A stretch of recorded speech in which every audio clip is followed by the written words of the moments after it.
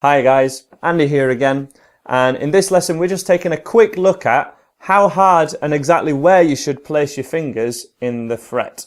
Now, it's a fact of any learning guitarist that so many learning guitarists press down far too hard on their instrument. Probably as a product of strings not quite ringing out right. People just kind of develop this gorilla grip, which a lot of my students kind of nickname it.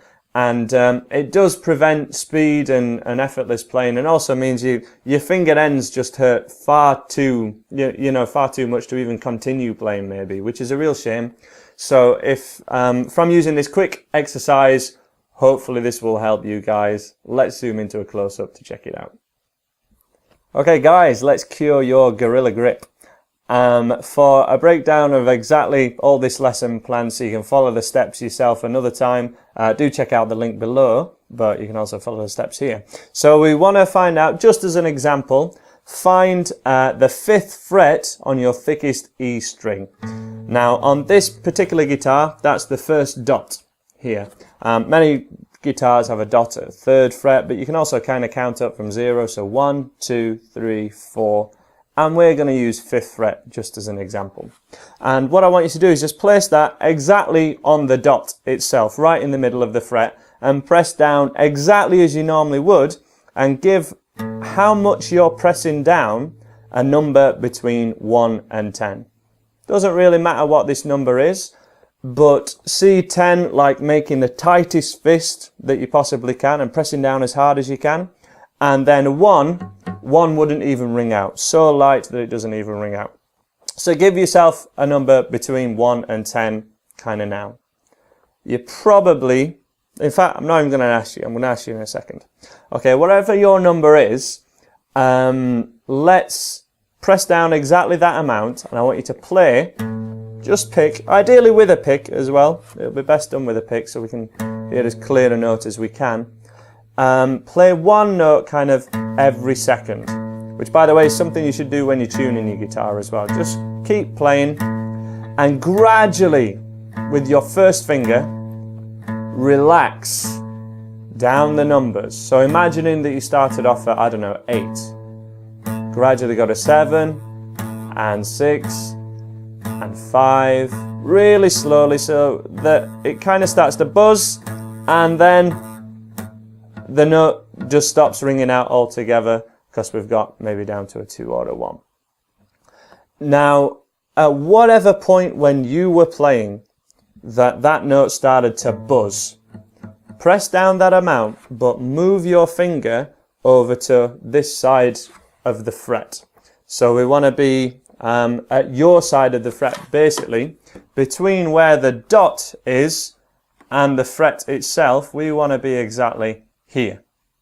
So we want to see this is the bad side of the fret and this is the good side of the fret. Position your finger here and press down that amount where you were just kind of tutoring on it, vibrating, but it is still ringing out.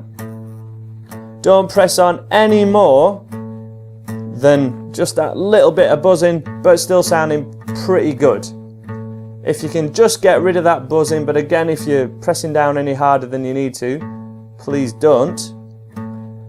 And then think of what number that is compared to where you started. Remember, that note's ringing out exactly the same. At an estimate, if you started off at a 6, you might have been able to get that down. That might be a 3 or a 4 now. That's what my students tend to say. And then we're going to move our first finger over to the bad side of the fret, over to this side.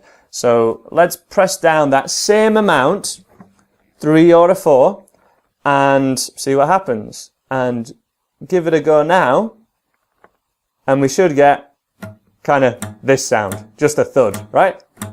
3 or a 4, it's not ringing out. You have to press down kind of substantially harder, okay? Maybe even like approaching 6 or a 7 to press down, which is maybe how much you were pressing down at the start. So if we're positioning your finger at this side of the fret, at the good side, this side, your side of the dot, you can press down substantially less, and that's going to really help you for any of your chord shapes or any single notes that you ever play on guitar. If you're, say you're taking the way that I teach an A chord, right, like this. A lot of times this first finger just doesn't ring out, okay? This one can't help but buzz. That one finger has to press down a little bit more than the others, but don't press down any harder with the other fingers while you're doing this. And hopefully you can repeat this exercise with any of your other fingers. So say your middle one, press down the normal amount, keep playing once per second, go really gradually, less and less, until it stops ringing out, and then play that note again, just tutoring on the edge, move it to the bad side of the fret. If it still rings out the other side of the fret, you're pressing on too hard. You need to position your finger at this side and have it still sounding pretty good. If we're playing really high up the fretboard, so say somewhere near the double dot up here,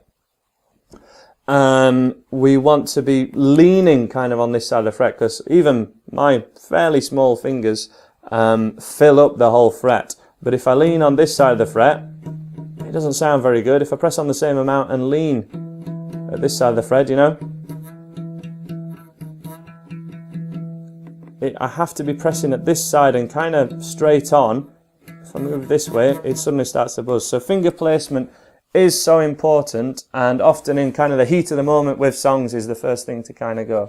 So taking just the first 3 chords at this beginner's course, you've got an E.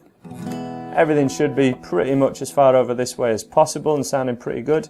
Your A, your first finger is going to be at this side, so that one needs to be pressed on a little bit harder. But the other ones, as long as they're right on their tips, they should all ring out fairly easily without pressing on too hard.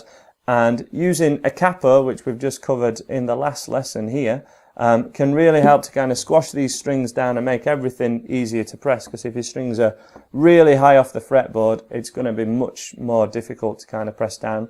So maybe use a capo, or use the songs in my beginner's course with a capo, which I listed, to make sure that you're kind of using the instrument in the right way.